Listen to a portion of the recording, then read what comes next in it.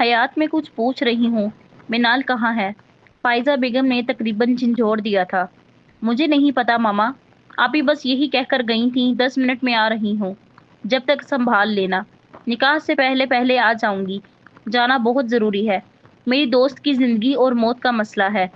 اس نے روتے روتے منال کے الفاظ دہرائے تھے۔ فائزہ بیگم سر پکڑ کر بیٹھ گئی تھی۔ یا اللہ اب کیا ہوگا؟ وہ لڑکا تو ہماری جان کو آ جائے گا۔ ان کی فکر کم نہیں ہو رہی تھی۔ وہ شاید معاملے کی سنگینی کا اندازہ کر رہی تھی۔ او مائی ڈیئر اللہ، ماما اس لڑکے کو کوئی فرق نہیں پڑے گا۔ وہ آپی سے شادی بس فارمیلٹی کے لیے کر رہا تھا۔ پتہ نہیں کیوں، مگر مجھے وہ آپی کے لیے اچھا لگا بھی نہیں تھا۔ شکل اور امارت کا غرور کسی کام کا نہیں ہوتا، اگر اخلاق اور کردار ہی نہ ہو تو۔ وہ خود بھی اس کے لفظوں سے متفق تھیں، جو اتنی ٹف سچویشن میں بھی اپنی بات کہنا نہیں بھولی۔ یہی تو خاصیت تھی اس میں، کیسے بھی حالات ہوں، حتیٰ کہ خوف میں بھی، جو اسے سمجھ آتا تھا کہہ دیتی تھی۔ مگر شاید کبھی کبھی ایسے لوگوں کو اسی عادت کی وجہ سے نقصان بھی اٹھانا پڑ جاتا ہے۔ ایسا دادی کہتی ہے نا۔ فائزہ بیگم کے گھورنے پر وہ ہڑبڑائی تھی، اور وہ جو نکاح میں دیر ہونے کی وجہ سے خود ہی جاننے آیا تھا کہ یہاں لوگوں کے رویوں کا اس کو علم تھا۔ جس طرح یہ شادی ہو رہی تھی کوئی بھی خوش نہیں تھا۔ لوگ بھی زیادہ نہیں بلائے گئے تھے۔ وہ 4 لوگوں پر مشتمل بارات لے کر آیا تھا، اور ان لوگوں نے بھی اپنے بہت قریبی اور خاص لوگوں کو ہی مدعو کیا تھا۔ حقیقت کا ادراک اور اپنے بارے میں اس لڑکی کے خیالات جان کر اس کا دل کیا تھا کہ اس لڑکی سمیت اس گھر کو آگ لگا دے۔ کس بنا پر وہ اسے ناقابل قرار دے کر بد کردار بھی کہہ رہی تھی۔ اسے نہ جانے کیوں یہ یقین تھا کہ منال کو بھگانے میں اسی کا ہاتھ ہے، اور اب وہ معصوم بن رہی ہے۔ ماما آپ پاپا کو بتا دیں، وہ آپ ہی کا پتہ کروائیں گے۔ 2 گھنٹے ہو گئے ان کو جا کر، پتہ نہیں کیا ہوا ہوگا۔ اس کے لہجے کی سچی فکر بھی اسے ڈرامہ لگ رہی تھی۔ اس کے کہنے پر فائزہ بیگم دروازے کی طرف بڑھی تھی کہ شوہر کو مطلع کر دیں، جب دروازے میں استادہ اس ذی روح کو دیکھ کر ہک دھک رہ گئی تھی۔ بیٹا تم یہاں؟ زبان کی لڑکھڑاہٹ پر ایک نظر اس لڑکی کو دیکھا تھا جس کی پشت اس کی طرف تھی، اور پھر اپنے اسی مخصوص اور سنجیدہ لب و لہجے میں مخاطب ہوا تھا جو مقابل کو چاروں شانے چٹ کر دیتا تھا۔ 5 منٹ میں مولوی صاحب اندر آئیں گے نکاح کے لیے، اس لڑکی کو تیار کریں، اور یہ حکم ہے جس کی بجا آوری ضروری ہے، ورنہ اس گھر کو مکینوں سمیت مجھے دھوکہ دینے کے جرم میں ان کے انجام کو پہنچانے میں مجھے کوئی افسوس نہیں ہوگا۔ اس کے خوفناک اور سرد لہجے نے دونوں ماں بیٹیوں کو ششدر کر دیا تھا۔ وہ ان کی سوچ سے بھی زیادہ خطرناک تھا۔ تبھی وہ اپنے چہرے کو کور کر کے اس کی طرف پلٹی تھی۔ میں آپ سے شادی نہیں کروں گی۔ ڈرتے نہیں ہیں ہم آپ سے؟ ہیرو ہوں گے آپ اپنی انڈسٹری کے۔ اب آپ ہی نہیں ہیں تو جائیں اور انہیں تلاش کر کے لائیں۔ آپ کی بھی تو ذمہ داری تھی نا۔ وہ جو جانے کے لیے پلٹا تھا، اس کے لفظوں پر ایک پیر پر گھوما تھا، اور ایک چہرے پر پراسرار سی مسکراہٹ رقصاں تھی، جو اچھا سائن بالکل نہیں تھی۔ گڈ، اپنے دفاع میں بولنے والے اچھے ہوتے ہیں، مگر یہاں تمہارے پاس کوئی چوائس نہیں ہے۔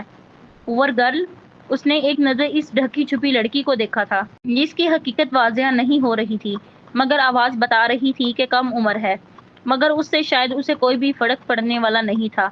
اسے تو بس وہ وجہ پوری کرنی تھی جس کے لیے وہ آیا تھا، باقی معاملات اس نے بات کے لیے چھوڑ دیے تھے۔ صحیح کہہ رہی تھی تم، منال سے شادی میں فارمیلٹی کے طور پر ہی کر رہا تھا۔ اب وہ نہیں ہے تو کوئی بھی اور صحیح، اور اس وقت تمہارے سوا اس گھر میں منال کے رشتے سے کوئی اور لڑکی موجود نہیں ہے، اور جو ہے وہ محض آپ لوگوں کے پڑوسی اور دور کے رشتے دار ہیں، اور میں شاید ایسا بے رحم نہیں جو آپ لوگوں کی غلطی کی سزا انہیں دوں جن کا آپ سے خاص کوئی تعلق نہیں۔ سو یہ قربانی تمہیں ہی دینی ہوگی۔ آخر مجرم ہو تم میری، تو سزا بھی تمہیں ہی ملے گی۔ اپنے اس نکاح کو وقت کا فیصلہ سمجھ کے قبول کرو، اچھی لڑکیوں کی طرح۔ شاید میں منال کے ساتھ مل کر مجھے دھوکہ دینے کی سزا میں تھوڑی بہت ترمیم کر دوں۔ الفاظ اور لہجے نے ان دونوں کو خوف زدہ ہی رکھا تھا، مگر وہ اپنی عادت کے مطابق بولنے سے باز نہیں آئی تھی۔ یعنی آپ مانتے ہیں آپ سے شادی ایک قربانی، ایک سزا ہے؟ جب آپ خود اپنی حقیقت سے آگاہ ہیں تو پھر کوئی جان بوجھ کر کھائی میں کیوں گرنا چاہے گا؟ اس کی حاضر جوابی نے اس کی آنکھوں میں موجود سرد تاثر کو اور گہرا کر دیا تھا۔ حیات تم جاؤ یہاں سے، میں بات کر رہی ہوں ان سے۔ فائزہ بیگم اس کے تاثرات سے خوف زدہ ہوئی تھی۔ اس لڑکے کی ڈیمانڈ نے انہیں گینگ کر دیا تھا، مگر جاسوسی ناول کی ہیروئنوں کی دل دادا ان کی بیٹی جوابی کارروائی کرنا نہیں بھولی تھی۔ 5 منٹ تم نے باتوں میں خراب کر دیے ہیں۔ پہلے اور آخری یہ غلطی معاف کی جاتی ہے، مولوی صاحب کے سامنے شرافت سے اقرار کر لینا، دیکھو بیٹا ہم ایسا نہیں کر سکتے، مینال کی جگہ اس کو نہیں، تم سمجھو بیٹا لوگ کیا کہیں گے، اور کیا پتا مینال واقعی ہی کسی مصیبت میں ہو جو پہنچ نہیں پائی۔ اس کے چہرے کا پتھریلا پن دیکھ کر انہوں نے معاملے کو ہینڈل کرنے کی کوشش کی تھی۔ No old lady, I don't have time, میں یہاں شادی کرنے آیا تھا، کیے بغیر نہیں جاؤں گا، اس سے پہلے کہ مزید تماشا ہو اور سب کے سامنے آپ لوگوں کی عزت کا جنازہ نکلے۔ نکاح کی رضامندی دے کر معاملے کو رفع دفع کریں۔ بہت وقت ضائع کروا دیا میرا، مگر میں نہیں۔ باقی کے لفظ منہ میں ہی رہ گئے تھے، آنکھیں خوف سے پھٹنے کو تھیں۔ ان دونوں ماں بیٹی کے سوا اور کوئی موجود بھی نہیں تھا، سب باہر تھے اور یہاں یہ پل ان دونوں کے لیے قیامت لے آیا تھا۔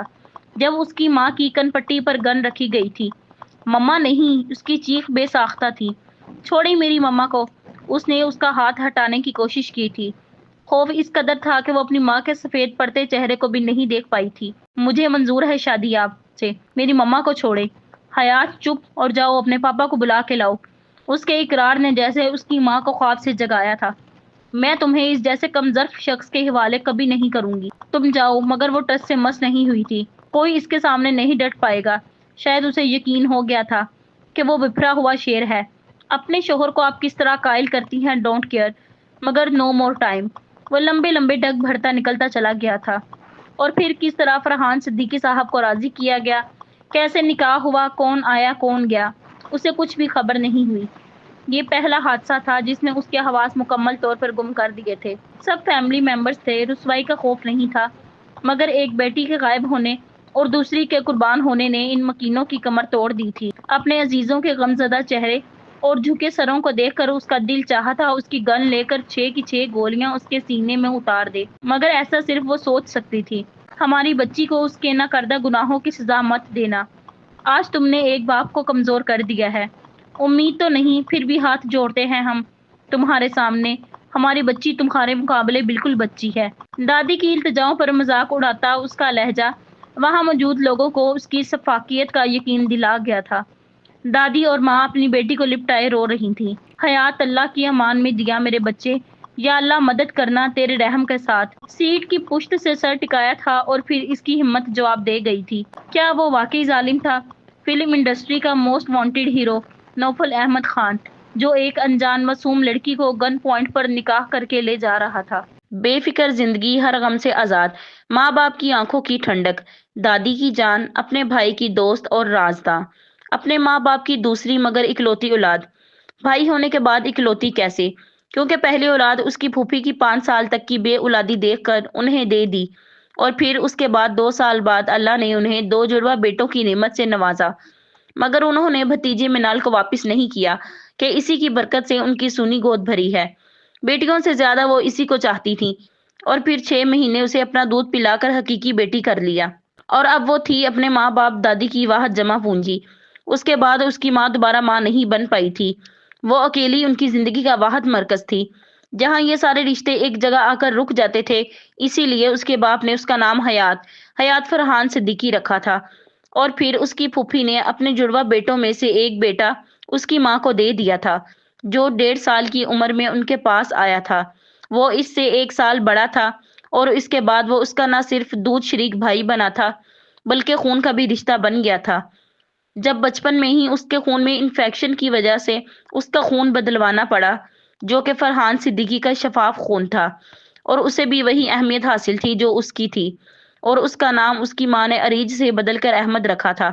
دونوں ایک خون تھے، مگر وہ چھوٹی ہونے کی وجہ سے ہر آنکھ کا تارا تھی۔ بچپن میں ہی دونوں بہن بھائیوں نے 7 سال کی عمر میں تجوید کے ساتھ قرآن سیکھا، پھر دونوں اسی عمر سے اسکول گئے۔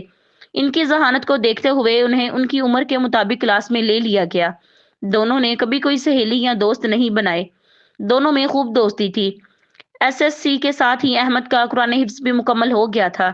زندگی کچھ اور آگے سرکی تھی، دونوں بہن بھائیوں نے HSC کر لیا تھا جب احمد انٹرنیشنل کالج میں انجینئرنگ کے لیے داخل ہو گیا تھا، جہاں سے گھر وہ صرف سالانہ چھٹیوں میں ہی آتا تھا، اور پھر انہیں حقیقت پتہ چلی تھی کہ منال اس کی حقیقی بہن ہے اور احمد اس کی پھوپھی کا بیٹا، مگر اس سے ان دونوں کو خاص فرق نہیں پڑا تھا۔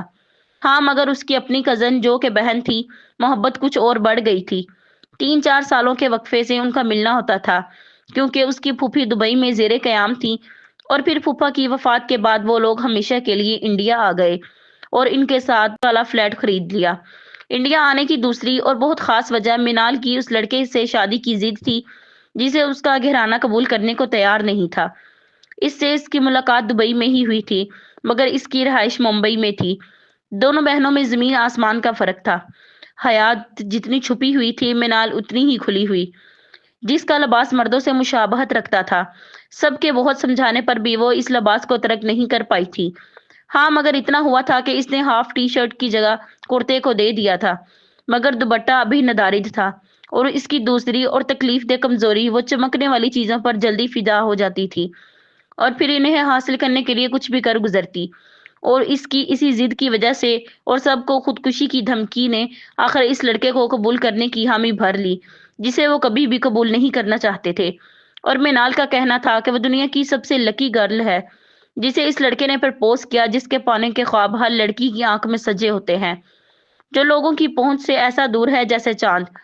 یہ حقیقت تھی کہ اسے اس سے کوئی طوفانی محبت نہیں تھی، مگر اس لڑکے کا رتبہ، مقام، اس کی پہنچ اور سب سے زیادہ اس کی پرسنالٹی، جو کہ ہر لڑکی کے دل میں دھڑکن بن کر دھڑکتی تھی۔ اور وہ لڑکا کس کے حصے میں آیا تھا؟ منال آزاد صدیقی کے۔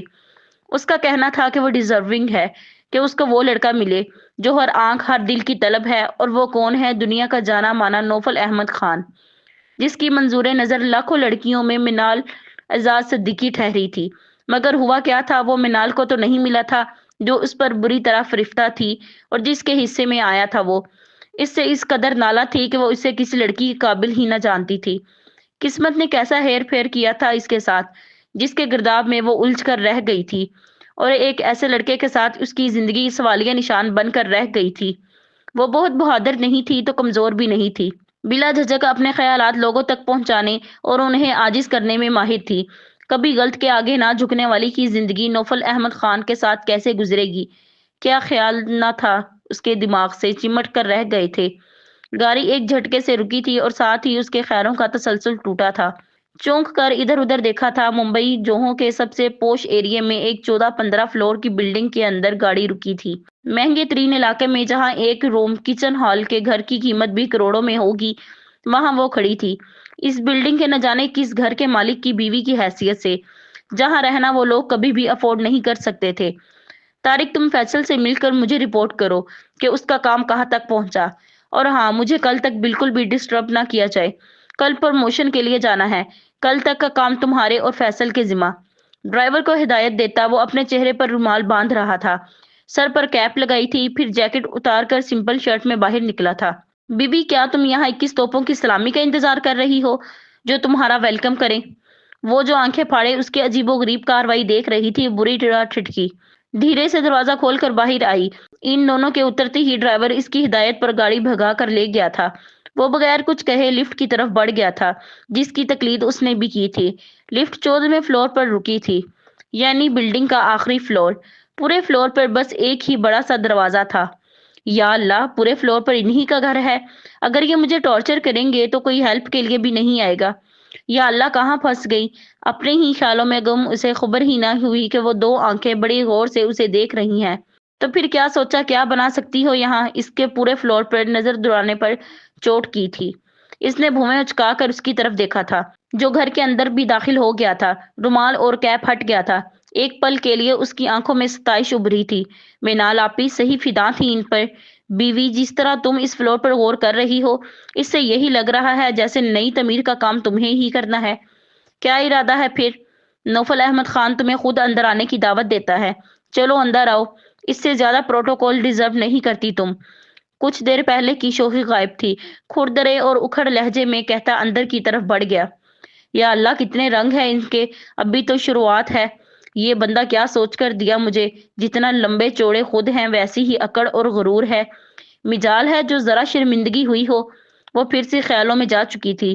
یہ بیماری تمہیں ابھی ہوئی ہے یا پہلے سے ہی مریض ہو؟ ویسے اس بیماری کا کیا نام ہے؟ اس نے جھک کر اس کی آنکھوں میں دیکھا، جس کی صرف آنکھیں ہی نظر آ رہی تھیں۔ یہی ہر جگہ اپنی 1.5 انچ کی مسجد کے خیالوں میں جانے کی جگہ اور وقت کا تعین کیے بغیر اس کی سوالیہ نگاہوں میں دیکھتے ہوئے وضاحت کی تھی۔ کیا آپ کوئی بات سیدھے طریقے سے نہیں کہہ سکتے؟ کب سے اناب شناب بولے جا رہے ہیں؟ واقعی نارمل انسان ہی ہیں آپ۔ ہمت کر کے دل کی بھڑاس نکال ہی لی، اور وہ اپنا وائلٹ فون اور کوٹ ٹیبل پر رکھ رہا تھا۔ سیدھا ہو کر واپس اس کے سامنے آ کر کھڑا ہوا تھا۔ اس ٹینٹ کو ریموو کرو، اریٹیٹ ہو رہا ہوں میں، اور یہاں کوئی نہیں کہ تمہیں پریٹینڈ کرنے کی ضرورت پڑے۔ سو کم ان یور ریئلٹی۔ اس کی بات کو اگنور کر کے دوسرا حکم صادر کیا تھا، اور چلتا ہوا ریلیکس انداز میں ٹانگ پر ٹانگ جمائے صوفے کی پشت پر دایاں ہاتھ رکھ کر اطمینان سے بیٹھ چکا تھا۔ کیا مطلب ہے آپ کا اس بات سے؟ میں پردہ دکھاوے کے لیے کرتی ہوں؟ آپ کی طرح نہیں ہوں میں، جس کی حقیقت کچھ اور، ظاہر کچھ اور جس طرح آپ لوگوں سے چھپ کر اوپر آئے ہیں، اس سے صاف ظاہر ہے واقعی آپ کوئی مجرم ہی ہیں۔ بس فلمی ٹیگ لگا کر خود کو کچھ اور ظاہر کر دیا۔ کیسی تکلیف پہنچی تھی اسے اس کی بات سے؟ اوف بیوی، کتنا جان گئی صرف 2 گھنٹے میں۔ ویسے بالکل صحیح اندازہ لگایا ہے، سیریل کلر ہوں میں۔ اس کے کان میں پر اسرار سرگوشی کرتا وہ حقیقی معنوں میں اسے ڈرا چکا تھا۔ اس کے نارمل لہجے سے لگ رہا تھا جیسے اپنی کوئی نئی نویلی بیوی کے بپھرے انداز کو اس نے اپریشیٹ کیا تھا، جو ابھی تک چادر میں ہی چھپی کھڑی تھی۔